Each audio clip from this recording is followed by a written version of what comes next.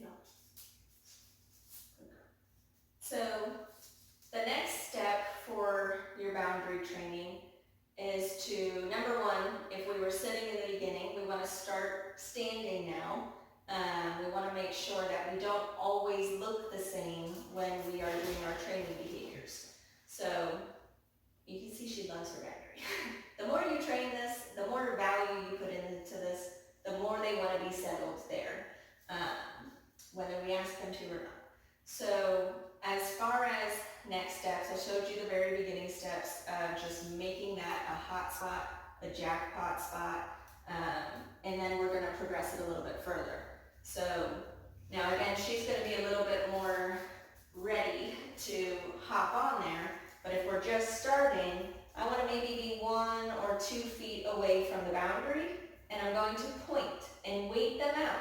She's probably going to go fairly quickly, but we really want to just wait our dog out for a good 5-10 seconds. If they just stand there and stare at you, that's when I would go ahead and do the exaggerated lure over there. All right, so I'm just going to say Ray, point, yes. As soon as they get on, you can reward. Again, give them a good 5 seconds to think to lay down. If they don't, go ahead and lure them into that position. Yes, good job. I might stand my back up straight, yes again. Stand it up straight, maybe do a little movement, yes. A little distraction, yes. And then release. Great. Good girl. Is that yours? I don't think so. I don't think so. All right. If they're readily going there, that's when I would label it. So I would say, Ray, place. Yes. Stand your back up straight, maybe take half a step, yes. Maybe turn in a little circle, yes. Yes. Yes. Break.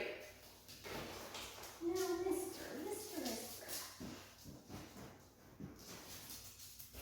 All right. So the purpose of this, again, we might never have to do these little circles or anything in real life, but we're doing proofing exercises. We're trying to send the message to the dog that no matter what I do, your job is to stay put until released. All right. So you can do distractions like noises. Yes. You can jog in place. Yes. You can break eye contact from them for a little bit. You might even whip out that phone and start scrolling, or pretend like you're talking to somebody so that it's not any word that gets them out of position. It's only their release word that gets them out of position. Now, just some troubleshooting here. Bentley's been getting frustrated that she's doing all the work and getting released so often.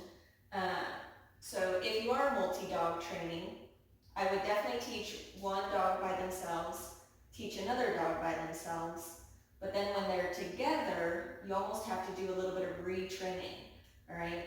Which is what, they both need practice with, training together.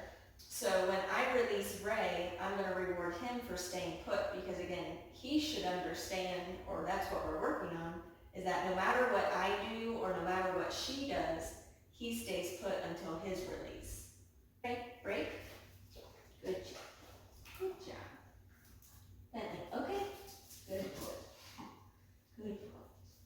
All right.